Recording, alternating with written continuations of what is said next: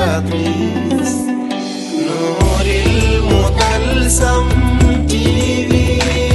Lorsque tu vis dans une société comme la nôtre, tu dois te munir du principe qui suit. Tu ne dois pas te justifier devant les hommes, car ce ne sont pas eux qui te jugeront le jour du jugement dernier.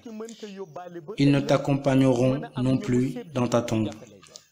Le jour du jugement dernier, Allah ne prendra pas de leurs bienfaits pour te le donner sans raison. Donc, ne te soucie guère des gens et suis ta foi. C'est ce qui te sauvera. C'est ce que Luqman Akhi a enseigné à son fils. Il lui a dit, je vais t'apprendre la vie. Pour connaître la vie, il faut que tu connaisses les gens. Il lui dit, si tu réussis à maîtriser les caractères et comportements des gens, alors tu maîtrises la vie. Accompagné de son fils, ainsi que d'un âne, il dit à son fils, nous allons marcher sous cette chaleur et laisser l'âne marcher à côté de nous, sans monter dessus. Écoutons ce que vont dire les gens quand nous allons passer devant eux.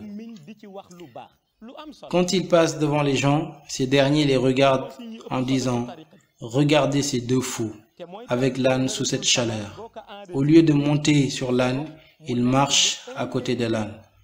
Le père lui dit « Tu as entendu ?»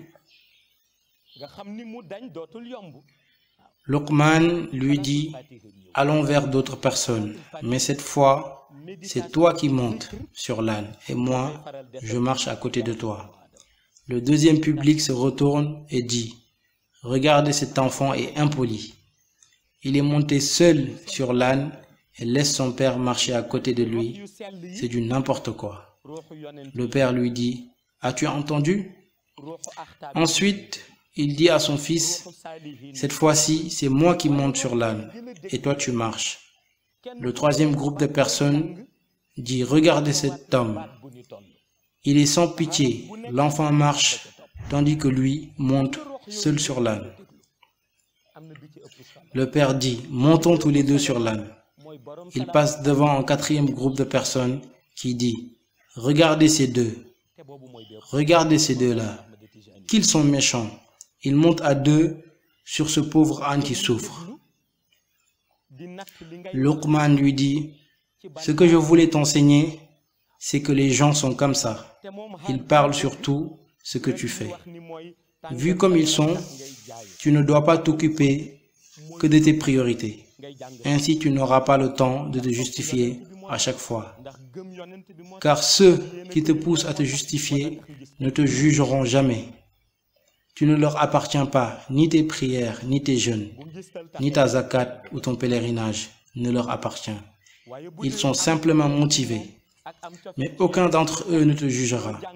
S'ils te perturbent, tu n'auras pas la paix et tu ne seras pas tranquille non plus dans tes actes d'adoration, car toute ton énergie sera concentrée sur eux, alors que ta vie ne leur appartient pas. Nouril Mutalsam